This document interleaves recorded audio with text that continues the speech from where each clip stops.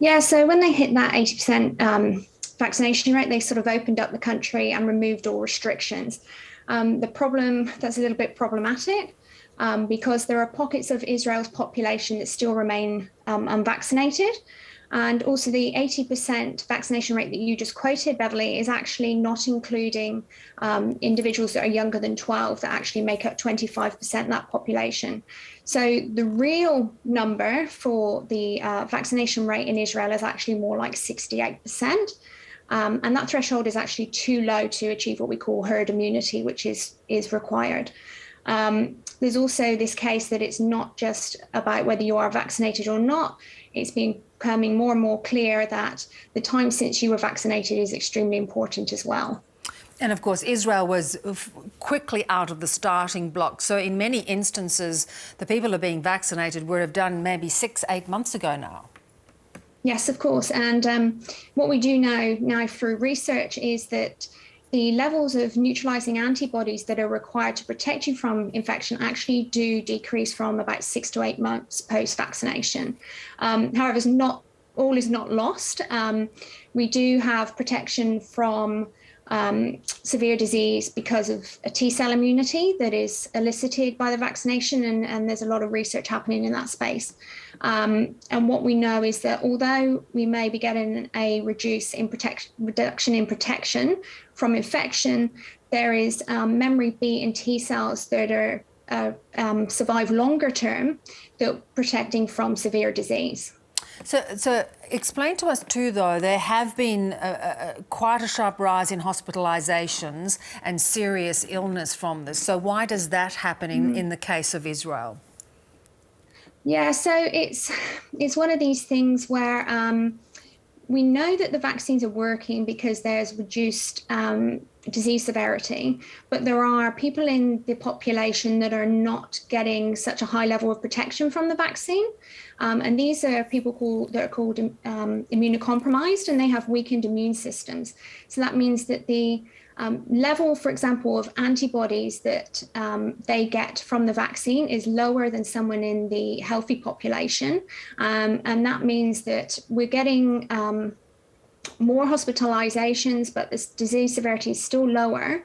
And for example, if you split your population up into those that are less than 50 years of age, there's a 90% vaccine efficacy, whereas in those that are more than 50, it looks more like 85%. And for those people, we know also that are more than 60, that if you've had the vaccine, then there's a reduction by 20-fold in that chance of hospitalization if you're actually vaccinated versus unvaccinated. So, so then give us sorry to interrupt you. So it's very interesting for us to look at this data, and it's quite helpful, isn't it, when we consider our own path, our own roadmap out, because a double vaccination is not necessarily just your ticket to freedom and not getting ill. No, that's true. So there are people that are likely to need a third dose, or what's sometimes being termed as a booster, to get their levels up to those that are protective. And so a good sort of example of this is in transplant patients. We know that if you a study has shown that if they have a single dose, then there's 4% of them that are protected. That increases to 46% on the second dose and then 68% on the third dose. So it's showing that those sort of booster vaccines are going to be uniquely beneficial for those individuals.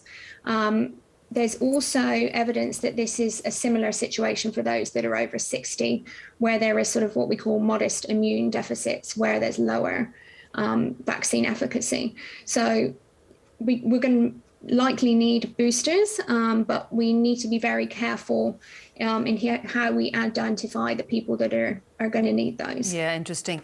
And does it also give us a sense that, you know, with Israel now considering going back into some form of restriction and lockdowns, that it's going to be a combination of health practices as well as vaccinations? Yes. So we need to have public health strategies in place to reduce the overall transmission rate of COVID-19 around the world, for example. And this will come about as soon as lower middle income countries are vaccinated. And of course, we all want to be able to open those borders and go out on our holidays, but that might be a little way off. We also need to develop tailored approaches to identify those that are in urgent need of a booster. And that may be that we first instance give those boosters to over 60-year-olds.